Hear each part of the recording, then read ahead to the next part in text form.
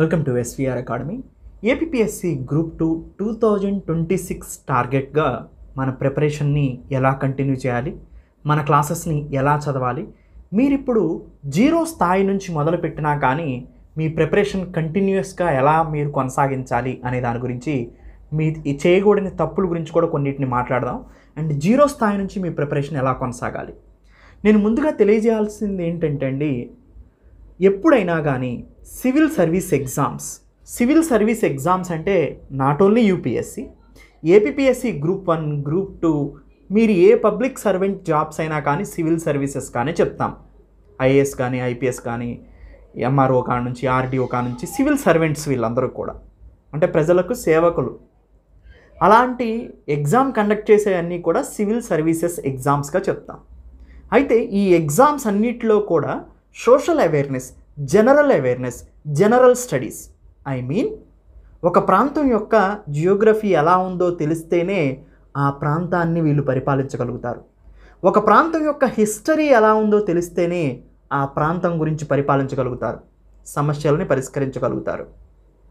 ఆ ప్రాంతం యొక్క ఆర్థిక వ్యవస్థ ఎలా ఉందో తెలిస్తే, సపోజ్ తెలంగాణ ప్రాంతం తీసుకున్నారనుకోండి, ఇక్కడ ఎక్కువగా డెక్కన్ ప్లాట్యూ అంటే నల్లరేగడి నేల లేకపోతే ఇలాంటివి ఉండటం వల్ల మనకి పత్తి ఎక్కువగా పడుతుంది. అండ్ మీరు ఆంధ్ర తీసుకున్నారనుకోండి, ఫిష్, ఆక్వాకల్చర్ ఎక్కువగా ఉంటుంది. అంటే ఇట్లా ఎకనామికల్ పాలసీస్ తెలుసుంటే ఆ ప్రాంతాన్ని ఎలా డెవలప్ చేయాలో అర్థమవుతుంది. అలా ఎకానమీ ఉంటుంది. దాంతోపాటు మీరు అడ్మినిస్ట్రేషన్ చేసేటప్పుడు లాని ఫాలో అవ్వాలి. కాన్స్టిట్యూషన్ ఆఫ్ ఇండియా ఉంటుంది. ఇలా ఈ నాలుగిటిని ఆధారంగా చేసుకొని ఒక పబ్లిక్ సర్వెంట్ పరిపాలించే పరిణామ క్రమంలో అతనికి ఎన్వైరన్మెంట్ మీద, సస్టైనబుల్ డెవలప్మెంట్ మీద అవగాహన ఉంటేనే ఫ్యూచర్ జనరేషన్కి ఈ రిసోర్సెస్ అన్నిటినీ కూడా కంప్లీట్గా సద్వినియోగం చేసుకుంటూ ప్రజెంట్ ఫ్యూచర్ జనరేషన్కి కూడా అందియటానికి కావాల్సినటువంటి ఎన్వైరన్మెంట్ని క్రియేట్ చేయగలుగుతాడు. అందుకని environment and sustainable development important. అసలు ఆంధ్రప్రదేశ్ విభజన జరిగిన తర్వాత పరిస్థితులు ఎలా ఉన్నాయో తెలుసుకోవాలంటే ఏపీ బైఫర్కేషన్ ఇంపార్టెంట్. వీటన్నిటిని స్టాండర్డ్ చదువుతూ ఆంధ్రప్రదేశ్కి అండ్ ఇండియాకి సంబంధించినటువంటి రీసెంట్ టాపిక్స్ ఏమొస్తున్నాయి, ఎందుకంటే ఒక అడ్మినిస్ట్రేషన్ చేస్తున్నప్పుడు ప్రజెంట్ ప్రాబ్లమ్స్ ఏవో చాలా ఇంపార్టెంట్. ఆ ప్రజెంట్ ప్రాబ్లమ్స్ ఎక్కడి నుంచి వస్తాయి అంటే డైలీ ఈవెంట్స్ నుంచి వస్తాయి, కరెంట్ అఫైర్స్ నుంచి వస్తాయి. అందుకని ఎక్కువగా ప్రశ్నలు కరెంట్ అఫైర్స్ బ్యాక్వర్డ్ లింకేజ్, దీన్ని మనం కనిపెట్టింది మనమే అండి. ఫస్ట్ టైం నేను ఏపీఎస్సి గ్రూప్ 2 కానీ గ్రూప్ 1 కానీ నా ఫాలోవర్స్ ఎవరైతే ఉన్నారో వాళ్ళందరికీ తెలుసు. అసలు ఎవ్వరూ కూడా కరెంట్ అఫైర్స్ ఏదో నామమాత్రంగా చెప్పే రోజుల్లో 2016, 17 ఆ ప్రాంతం నుంచి కూడా నేను ఒక కొత్త కాన్సెప్ట్ని ఈ ఆంధ్రప్రదేశ్లో తీసుకొచ్చాను. నేను గ్రూప్ 2, గ్రూప్ 1లో కీలకమైన పాత్రను తీశాను. ఇప్పుడు అందరూ కరెంట్ అంటానికి కారణం కూడా ఎస్విఆర్ అకాడమీ. సో అది ఫాలో అయ్యే వాళ్ళకి తెలుసు. మమ్మల్ని కాపీ కొట్టి ఎవరైతే చెప్పారో వాళ్ళు మీరు అనుకోవచ్చు, వాళ్ళని మీరు చూసి ఉండొచ్చు. కానీ ఫస్ట్ మేము ఇంట్రడ్యూస్ చేసింది మేమే. ఈ కరెంట్ ఎకానమీ అని, కరెంట్ పాలిటీ అని, కరెంట్ జియోగ్రఫీ అని, current science and technology, environment అని, ఇలాంటి టాపిక్స్ని ఇంట్రడ్యూస్ చేసింది మేమే మొట్టమొదటిసారిగా. స్టాండర్డ్తో పాటు కరెంట్ చెప్పడం మొదలుపెట్టామన్నమాట.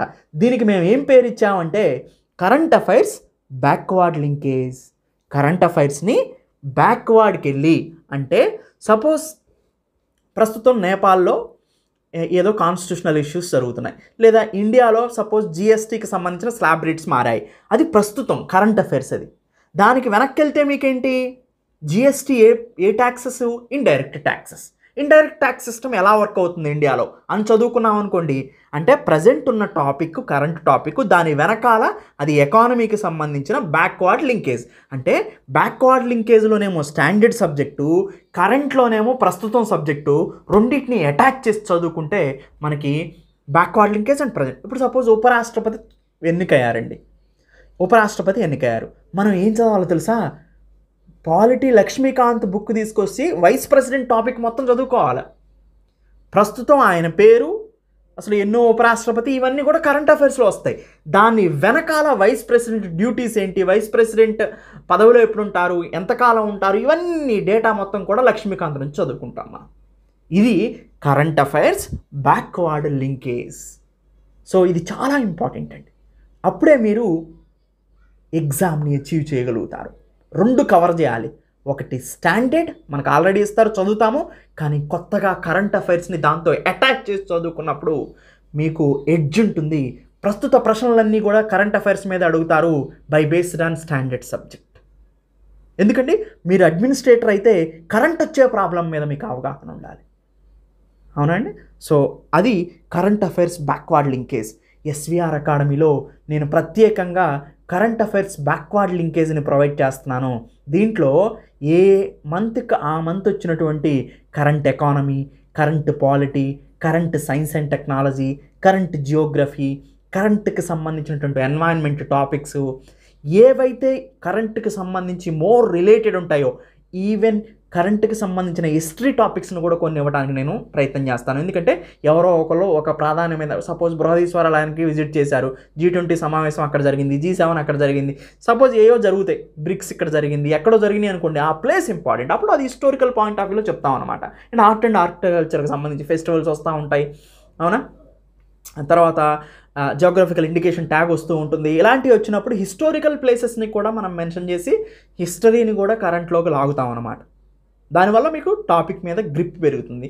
సపోజ్ మొన్న ఇంతకుముందు G20 ఇండియాలో జరిగినప్పుడు వెనక నరేంద్ర మోడీ వెనక కోనార్క్ వీలు పెట్టారు. ఇప్పుడు కోనార్క్ టెంపుల్ ఇంపార్టెంట్ కదా మనకి, ఒడిస్సాలో ఉన్నది.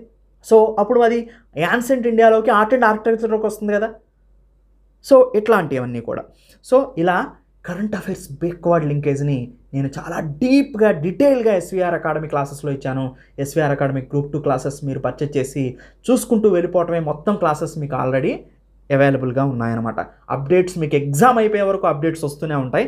దాని గురించి ఎలాంటి టెన్షన్ పడాల్సిన అవసరం లేదు. స్టాండర్డ్ జనరల్ స్టడీస్, మరి సిలబస్ మారదండి ఎప్పుడు కూడా. ఎందుకు, ఇందాక నేను చెప్పాను మొట్టమొదటిసారిగానే ఎకానమీ ఉంటుంది, జియోగ్రఫీ ఉంటుంది, పాలిటీ ఉంటుంది, అవునండి, environment and science and technology ఉంటుంది, హిస్టరీ ఉంటుంది, సైన్స్ అండ్ టెక్నాలజీ ఉంటుంది. ఇవన్నీ కూడా రెగ్యులర్ సబ్జెక్ట్స్ అన్నిట్లో ఉంటాయి. కానీ ప్రిలిమినరీలో ఏది ఉంటుంది, మెయిన్స్లో ఏది ఉంటుంది, ఇండియన్ సొసైటీ ఉంటుంది. ప్రిలిమినరీలో ఏమి ఉంచుతారు, మెయిన్స్లో ఏమి ఉంచుతారు, ఏం తీసేస్తారు, ఏమి ఉంచుతారు, రెండింటికి ఒకే సిలబస్ ఇస్తారా, అదే ప్యాటర్న్ మారుతుంది.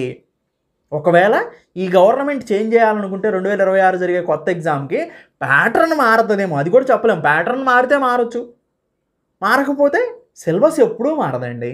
మారినా కానీ 1-2 పాయింట్లు ఉంటాయి అంతే. కానీ ఎకానమీని మార్చలేరు, జియోగ్రఫీని మార్చలేదు, పాలిటీని మార్చలేదు, హిస్టరీని మార్చలేరు, సొసైటీని మార్చలేరు, సైన్స్ అండ్ టెక్నాలజీని మార్చలేదు, ఎన్వైరన్మెంట్ని మార్చలేరు. ఎందుకంటే ఇవే జనరల్ స్టడీస్ అంటే. జనరల్ స్టడీస్ లేకోకుండా సివిల్ సర్వీస్ ఎగ్జామ్స్ పెట్టరు. ఎందుకు, సోషల్ అవేర్నెస్ మీదే డిపెండ్ అయి ఉంటుంది కాబట్టి. సో అందుకనే ఒక సబ్జెక్ట్ ఉండటం లేకపోవటం, ప్రిలిమినరీలో కొన్ని ఉంటాం, మెయిన్స్లో కొన్ని ఉంటాం, లేదా ప్రిలిమ్స్కి మెయిన్స్కి సేమ్ సిలబస్ ఉంటాం అంటే ఎగ్జామ్ ఎట్లున్నా కానీ మీ కన్ఫ్యూజన్ పక్కన పెట్టేసేయండి. మనకు సబ్జెక్టులు అయ్యే ఉంటాయి. ఆ సబ్జెక్ట్స్ని పూర్తి చేసినవా లేదా ఎగ్జామ్ నోటిఫికేషన్ వచ్చేసరికి అది చూసుకోండి మీరు, అది మోస్ట్ ఇంపార్టెంట్. సో నన్ను 1 year కనుక పర్ఫెక్ట్గా మీరు ఫాలో అయితే అండి, ఇప్పటి నుంచి మీరు ఎగ్జామ్ అయిపోయే వరకు కనుక నన్ను ఫాలో అవ్వగలిగితే మీకు నేను ఒక పెద్ద అసెట్ కాగలుగుతాను. అంతేగాని మధ్యలో తీసుకొని అటు తీసుకొని ఇటు తీసుకొని ఇబ్బందులకు గురి కావద్దు. మీ ఎయిమ్ కనుక గ్రూప్ 2 గ్రూప్ 1 అయితే ఇప్పటి నుంచి నన్ను ఫాలో అవ్వండి. ముఖ్యంగా current affairs backward linkage and current అఫైర్స్ని ఫాలో అవ్వండి. ప్రతి మంత్ ఒక సబ్జెక్ట్ని క్లియర్ చేయండి. సపోజ్ ఎకానమీ మీరు వెళ్ళండి, suppose first SVR academy class తీసుకున్నారు, పాలిటీ చదవండి ఒక 1 month, దాని తర్వాత సొసైటీ చదవండి ఒక 1 month, దాని తర్వాత ఎకానమిక్స్ అవ్వండి, తర్వాత ఇంకొక 1 month environment science and technology అవ్వండి. ఇట్లా ఒక్కొక్క సబ్జెక్ట్ని మీరు చదువుకుంటూ వెళ్ళిపోండి. మీ ఇష్టం, మీకు ఏ సబ్జెక్ట్ అయితే ఆ సబ్జెక్ట్ని చదువుకుంటూ వెళ్ళిపోవటమే మీరు. తర్వాత ఇప్పటివరకు మీరు చదివి ఉన్న ఎలాంటి స్ట్రెస్కి గురైనా, ఇంతకుముందు రాసున్న రాయకపోయినా ఇవన్నీ జీరో చేసేయండి. మీ మైండ్లో ఉన్న కన్ఫ్యూజన్ మొత్తాన్ని జీరో చేసేయండి. ఇప్పుడు మీరు 0 స్థాయి నుంచి ప్రిపేర్ అవుతున్నారు. మీకు ఉన్నవన్నీ వదిలేసేయండి. ఇప్పటి నుంచి కరెక్ట్గా ఒక బుక్ పెట్టుకోండి. ఆ బుక్లో పర్ఫెక్ట్గా మీరు చేసే వర్క్ రాసుకోండి, టైం టేబుల్ రాసుకోండి. దాన్ని ఫాలో అవుతూ వచ్చే ఎగ్జామ్ని టార్గెట్గా పెట్టుకొని చేయండి. పాస్ట్ ఈజ్ పాస్ట్ గురించి వదిలేసేయండి. తర్వాత ఇంకొక మోస్ట్ ఇంపార్టెంట్ పాయింట్ నేను చెప్పదలుచుకుంది ఏంటంటే, different guidances, different books, different classes చదివి నా క్లాస్ చదవకోకుండా వదిలేస్తారు చాలామంది. నేను ఎస్విఆర్ అకాడమీలో ఏం చేశానంటే చాలా డీటెయిల్డ్గా చెప్తానండి. ఎప్పుడు కూడా నా మాట వినుకోకుండా నేను చెప్పిన క్లాసులో కూడా కొన్ని చూడకోకుండా వేరే బుక్స్ చదువుతారు. మళ్ళీ నేను ప్రూఫ్ చూపిస్తాను, నా క్లాసుల నుంచి వచ్చిన నా క్లాసుల నుంచి. సార్ మీరు చెప్పింది మేము వెళ్ళలేకపోయాం, బుక్స్లో చదివాం, ఎందుకో సార్ మాకు మీరు చెప్పింది కన్ఫ్యూజన్గా, అదే సార్ వస్తాయో రావో అనిపించింది, మేము మళ్ళీ బుక్ చదివాము, ఆ బుక్ నుంచి అలా దీంట్లో నుంచి వచ్చింది, ఇప్పుడు మీరు చూపించిన తర్వాత అర్థమైంది, మిమ్మల్ని ఫాలో అయినా సరిపోయేది, మేము తక్కువ. ఇప్పుడు సపోజ్ మీరు ఒక 100 వీడియోలో ఉన్నది 2 వీడియోలు చెప్పారనుకోండి, ఏమవుతుందండి? ఇప్పుడు 100 వీడియోల్లో సోది చెప్పే కన్నా 2 వీడియోల్లో కాన్సెప్ట్ ఇస్తే బెటర్ కదా. అలాంటి ఇచ్చినప్పుడు జీర్ణం చేసుకోగలగాలి. అది మీరు జీర్ణం చేసుకోలేకపోవటం వల్ల వచ్చిన సమస్యలు అనమాట ఇవన్నీ కూడా. సో అందుకని మీరు నన్ను ఫాలో అవ్వండి, లేదు అసలు వదిలేసి ఎవరినో ఒకరిని ఫాలో అవ్వండి. వాళ్ళ బుక్సో, వాళ్ళ క్లాసెసో, లేదా నా బుక్సో, నా క్లాసెసో ఒకరినే ఫాలో అవ్వండి. వాళ్ళని పూర్తిగా నమ్మండి, చివరి వరకు ట్రావెల్ అవ్వండి. చూజ్ చేసుకునేటప్పుడు మంచిగా చూజ్ చేసుకోండి ఆ ఒకరిని. అది నన్నే అని చెప్పట్లేదు, మీరు ఎవరిని చూజ్ చేసుకున్నా, బాగా చెప్పేవాళ్ళు చాలామంది ఉంటారు, వాళ్ళని చూజ్ చేసుకోండి, వాళ్ళనే నమ్మండి, వాళ్ళని పూర్తిగా ట్రావెల్ అవ్వండి. అంతేగాని సగం నన్ను, సగం ఇంకొకరిని ఇలా నమ్మి మీరు ఇబ్బంది పడవద్దు. అంటే మిమ్మల్ని కన్ఫ్యూజన్కి గురి చేసుకోవచ్చు డిఫరెంట్ సోర్సెస్ని ఫాలో అయ్యి. ఎకానమీ చదువుతున్నారు, ఒకటే సోర్సు, ఒకటే బాణం, రామబాణం లాగా వెళ్ళిపోవాలంతే, అట్లా ఉండాలి. కానీ నేను అందరికన్నా ఎడ్జ్ ఇవ్వగలుగుతాను మీకు. ఎందుకంటే ప్రతి దానికి కూడా నేను అందరు చెప్పిన సబ్జెక్టులన్నిటికీ కూడా మళ్ళీ కరెంట్ అఫైర్స్ బ్యాక్వర్డ్ లింకేజ్, ఈ కరెంట్ అఫైర్స్ బ్యాక్వర్డ్ లింకేజ్ ఒక్కటి కనుక నాది ఫాలో అయితే గ్రూప్ 1 కానీ గ్రూప్ 2లో కానీ 50% మార్క్స్ నేను గ్యారంటీ ఇస్తాను. ఛాలెంజ్ అనమాట ఇది ఎప్పటికైనా. కానీ ప్రతి గ్రూప్ 1 గ్రూప్ 2 ఎగ్జామ్కి కూడా మినిమం 50% బిట్స్ నేను గ్యారంటీ ఇస్తాను. దానికి కారణం ఏంటంటే నాకున్న కాన్ఫిడెన్స్. ఎందుకంటే నేను చెప్పినవి కన్ఫామ్గా వస్తాయి అని నాకు తెలుసు. దాటిపోయే సోర్సులు నేను ఇవ్వను, అంత కవర్ చేస్తాను ఏదో ఒక టైంలో. అది కరెంట్ అఫైర్స్ బ్యాక్వర్డ్ లింకేజ్లో, కరెంట్ అఫైర్స్లో, స్టాండర్డ్ సబ్జెక్ట్లో, ఈ 3 చదవాల్సిందే నేను ఇచ్చిన వాటిని. ఓకేనండి. సో సింపుల్గా ఏం లేదు, మీ కోర్స్ పర్చేజ్ చేసిన తర్వాత SVR అకాడమీలో కోర్స్ కావాలని పర్చేజ్ చేశారనుకోండి, కింద ప్రొవైడ్ చేసిన నంబర్స్కి కాల్ చేయండి, మీకు చాలా డీటెయిల్గా చెప్తారు. అండ్ మీకు సింపుల్, ఎవరు అవసరం పర్చేజ్ చేయడం తెలుసుకోండి, వాళ్ళ దగ్గర అడ్మినిస్ట్రేషన్ వాళ్ళు పర్చేసింగ్ ఇస్తారు, కింద ప్రొవైడ్ చేస్తాను నేను నంబర్లో. పర్చేజ్ చేసిన తర్వాత సింపుల్గా మీరు ఏం చేయాలంటే current affairs backward linkage CBL అనే ఫోల్డర్ ఉంటుంది, దాన్ని డైలీ చదవాలి. కరెంట్ అఫైర్స్ అని ఉంటుంది, దాన్ని డైలీ చదవాలి. ఈ మంత్ నుంచి స్టార్ట్ చేసేసేయండి. మిగతా సబ్జెక్టులు ఉన్నాయి కదా, అది సపోజ్ పాలిటీ ఫస్ట్ ఎంచుకోండి, దాన్ని ఒక 1 మంత్ చదవండి. దాని తర్వాత నెక్స్ట్ ఇంకో సబ్జెక్ట్ ఎంచుకోండి, 1 మంత్ చదవండి. అలా 1 మంత్ పెట్టుకొని కంప్లీట్ చేసుకుంటూ వెళ్ళిపోవటమే, అంతే, అంతకుమించి ఏం లేదు, చాలా సింపుల్.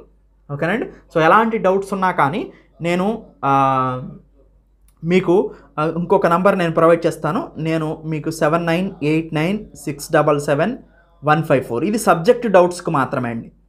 మీరు పర్చేజ్ చేసిన తర్వాత మీ ప్రిపరేషన్కి సంబంధించి ఇంకేమైనా డౌట్స్ ఉంటే నా పర్సనల్గా నన్ను కాంటాక్ట్ అవ్వచ్చు, ఫోన్ చేయండి. ఓకేనండి. సో మళ్ళీ ఫోన్ చేసినప్పుడు నేను ఎత్తకపోతే మీరేమీ అనుకోవద్దు, నేను కాల్ టైం చూసుకొని మళ్ళీ మీకు చేయడానికి ప్రయత్నం కొనసాగిస్తాను. Thank you, have a nice day.